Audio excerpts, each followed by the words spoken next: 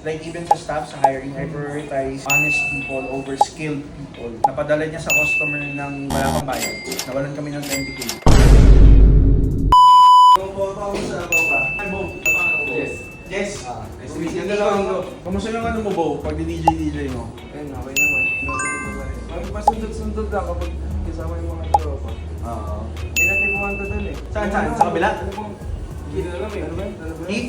Yung ganito yung design. Magkano ba yun? Ibigyan ko na lang yung Sabi, discount si brother. pagka- Ano, magkano ba gusto mo, Bo? Saan? Eto pa, Bo? And? Oo, yung tripan niya kasi pa, ano sa sapatos. So, diba? Patingin ng cost. Ayoko siya suotin eh, kasi pag sinuot ko baka di mo hanggang sa katawan ko. Kaya maganda nga eh. 9.5 lowest. One Jess, nung unang kuha ko sa kanya, ano pala to, pinagpaplanuhan niya. Pinagpapalan ko pala to. Doon pala kami. Ito bro, ano? Margiela, Bo. Myson Margiela. Golden Vision, Bo. Babalik ako dito. Oo, Bo. Makalubag ako. Anytime lang, Bo. Sabi pa lang nila wala nang dumaan eh. Sabi ko nga anytime. Lalo lang kayo kahit busy kayo or hindi okay lang. Walang problema yun. Kailangan natin yung positive income talaga. Para pag nasa ibang bansa rin. Asang problema pag nasa travel. Kailangan dumaan kasi kailangan nakatuto ka talaga. Nakakatuto ka. Ako naman, ang mindset ko. Ako yung tipo ng tao naman na gusto ko po ako. Tsaka, kunyari for example, yung level of ability ko to convert ng benta. Kunyari yung ano yan, nabenta 500,000, di ba, in one customer. Diba? Hindi ko in-expect sa kanila that they can do the same. Kasi pag in-expect mo na yung tao mo can do your job, mali na yun, Bo. Alam mo bakit? Kasi you're not earning as much as you earn. You're a business owner eh. It's only natural that you put this much effort because this is how much your take is. Diba? If you want them to make an effort like you, na hindi sila natutulog, nag-iisip sila ng idea, na ganito, ganyan na, inuuna yung trabaho. Dapat ganun din yung na-earn nila. Diba? But because they're not, they're earning a fraction, then dapat as an owner din, kung ano man yung effort ng tao mo, dapat times din sa'yo. Kasi yun yung, ikaw yung ano eh, ikaw yung owner eh. So this is how much you're getting and this is how much they're getting. So dapat, yung fraction mo rin sa utak mo, yung skill mo rin na, okay, kaya yung pinapasweldo ko sa tao ko, then that just means as an owner, this is how much I'm getting. Dapat ganito yung effort ko. Kung multiply mo, ilan yung nakukuha mo, multiply mo yung pinag-earn mo sa kanila. Parang may currency din, hindi lang yung pera, yung profit, but may currency yung effort, di ba? Pag in-scale mo yung effort, na talaga, mapapato yung business mo. Kasi kung ganun yung mindset mo, papasweldo ako ng ganito. Pero, mas masipag pa to sa akin. So, dun pa lang, bagsak na yung ano mo, yung business mo, Bo. Kasi, kunyari, papasweldo ako 50k, papasweldo ako 25k. Pero ikaw, ang ina-earn mo sa business mo, kasi you're an owner, business owner, nakita mo na, let's say, you're profiting like 500k a month. There's something wrong. Kunyari, everyday siya nandito, ikaw, as an owner, 3 times a week ka lang pupunta. Mas nag-effort siya. Oo, no, sa effort siya, ibig sabihin nun, Bo, may mali sa'yo.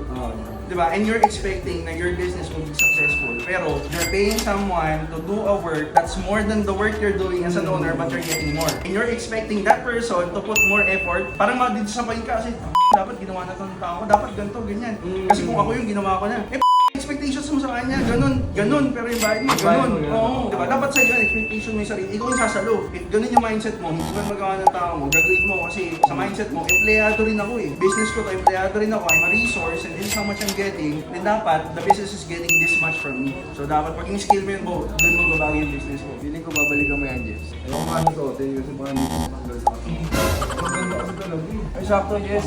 Bitin nga eh. Hindi, ganyan talaga yung feeling yan, Bo. Nakalabas talaga yung t-shirt mo, Bo.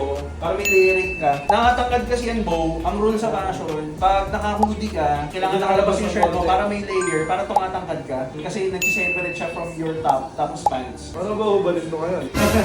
Wala ng stock niyan, Bo. Kahit pumunta ka sa New York. Hindi ka pag naka-oversize ako na damit, gaganito siya. Hindi kasi yung, di ba? Lulukot siya sa dulo kapag walang garter to. Kasi dahil may garter siya, Bo. Gaganon niya, ipitin niya yung t-shirt mo. Yun ang purpose ng mga hoodie na may ganon, may garter. Kapag walang garter, ito dun sa'yo, Bo. Yan, lulukot yung dulo dun kasi. Crush mo sa tao. Hindi na mahirap hanapin. Ako, I prioritize, like even sa staff, sa hiring, I prioritize honest people over skilled people. Like yung mas hinahanap ko yung mga honest, kasi skill kaya mo tuturuan. Kaya mong paggalingin kung ano yung what they're lacking, pero yung values hindi mo matuturuan. Honest mistake, nagkamali ka. Pinapalagpas ko yun. Kahit pa nawalan kami ng ganito, kunyari, napadala niya sa customer ng wala pang bayad. Nawalan kami ng 20k. Hindi ko charge, hindi ko siya singin.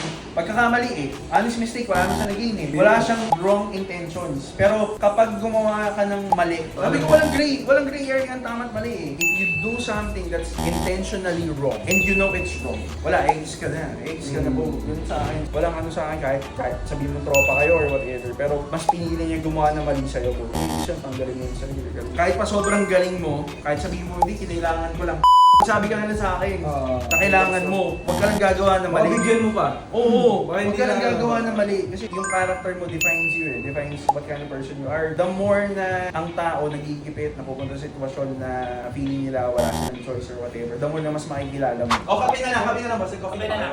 Ay, sa akin boss, okay lang boss. Okay lang boss. Matcha boss, pangso mo. Okay lang. Okay lang. Pre-order bossing kahit ano. Magkano sabi mo kay boss na payment? Kahit 7,000 na boss. Tapos pagbalik na lang yung balance. Card ko na yung... Ay, card, isang ano na lang. Gano'n ito last na bigay ko sa inbox na ito? Kasi alam ko 37,000 ito ngayon. Magkano mo nabigay before? 85. Sige, 35. bigyan mo na kay boss. Tumaas kasi talaga. Tumaas yung price. This over selling price na ngayon. Oh, nice. Kung na kayo, prepare tayong coffee. Wala, pinagdakawin na. Kaya mo na talaga. Hindi makatulog kasi sa kama. Pero tumaas yung cost niyan kasi this season ni Golden Goose, hindi na sila nag-restock ng ganyang colorway. Iba na yung mga design. Baka makita ko ng mga... Shoutout mo na boss! sa... Hindi, paglaro ko sa... Ano? It's true. Kasi yun Ano talaga yan? ginagawa ko sa tatik. Ang guling boss talaga. Ang galing ng ano no, ng technology ngayon na parang nag-generate siya ng whole line of business through online content no. Yeah, nung nalugi yung negosyo ko, hindi ko akalain mapupunta ako dito. But bottom line, sales Ano is yung sales. negosyo ni business? Supplier ako ng gulay sa mga restaurants Ah, before. galing. Okay, gets. Pandemic no? Kaya medyo... Pandemic. Then Tumama. after nung pandemic, big fish eat small fish. May pumasok na malaking supplier. So that's why you change yung ano na, line of business. Oh, naglalaro lang ako ng League of Legends eh. Sabi nung katuwa ko, uy, pasok ka na lang. Inaasar ko kasi, tara, level na lang tayo. Ah, wait, may work ako, may gagawin ako, Oo, gano'n. gagawin ako. Bakit ano ba trabaho mo dyan? Sabi niya lang, nagulat ako. Pagdating starting pasok mo nga ako dyan kasi syempre. Actually, I have friends na VA, pero different line of work naman. Pero VA Yeah. also, they have clients and ganyan. Yeah. They're earning like 6 digits per month. It's Yeah, easy. mga ganun. Oo, tapos nasa bahay lang. And their parents ha, and they have kids. So they have time to take care of their kids. Plus they're earning well. They get to spend time with their family. Pero ganda ng earning nila. Ikaw boss, hindi naman may asking, may anak ka na rin, may family ka rin, di ba? So maganda pag may anak ka, hawak mo yung oras mo, may time ka, di ba? Pero you get to earn. Ace test tayo. Sino yung last time? Ayan o. Kumusta boss? It's nice. Ah, di ba? Galing. Babalik ako, magkakapila lang ako. Okay, Thank you, sir. Bye-bye. Thank you, boss. Thank you. Salamat. Sunod ulit. Thank you, boss. Ingat po. Thank you. Then guys, dami natin mga nakakwentuhan today sila boss.